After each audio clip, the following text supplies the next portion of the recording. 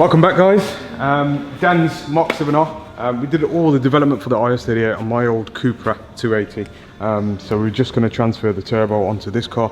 It's already done really good in quarter miles and stuff like that with the JB4 on there. But this is our kind of new platform for development for the Mark 7 platform, the IS38 and MQB. So yeah, there's a kind of a step-by-step guide. You'll see how easy it is to swap the turbos out. The reason why we go hybrid is because there's minimal parts change, it's literally like for like. We're utilising the standard, the downpipe that's already on there and the intake that's already on there. So typically it's just the turbocharger that we're changing, and we're going to put new clamps, gaskets and seals as well on there. But if you walk over here, you'll see the turbocharger. Stand by the camera. So the turbocharger itself, NVM460G, ceramic coated, original wastegate, muffler delete, ceramic coated elbow, which we're putting on there, and a stronger diverter valve. So yeah, like for like, bolts on into original positions, using the original parts and the pipe perks as well.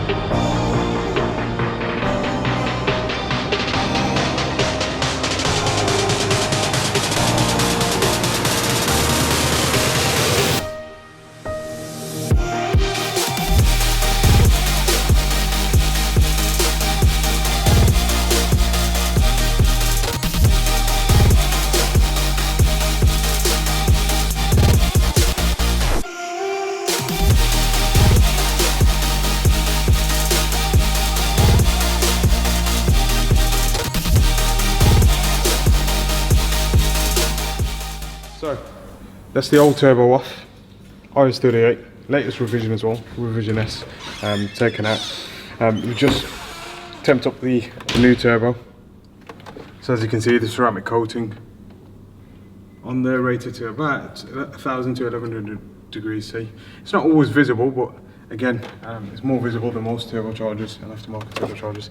And being a hybrid, obviously it's like for like, exact same kind of dimensions as the original ones, so there's no kind of wires you need to reroute or anything like that. Brand new gasket, seals, O-rings, downpipe back on, intake back on, and then we'll start base mapping it up.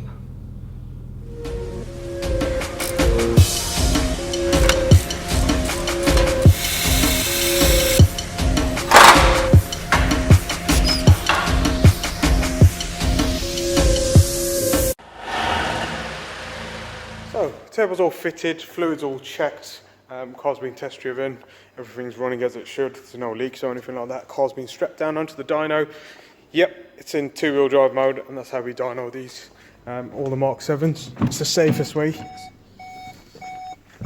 So, we've got the laptop connected, doing a bit of data logging. We're at 1.2 bar and already kind of almost 400 brake horsepower basically. So, turbo's quite efficient and still stays quite cool. Just did another calibration for 1.6 bar, so let's see where we're at with this.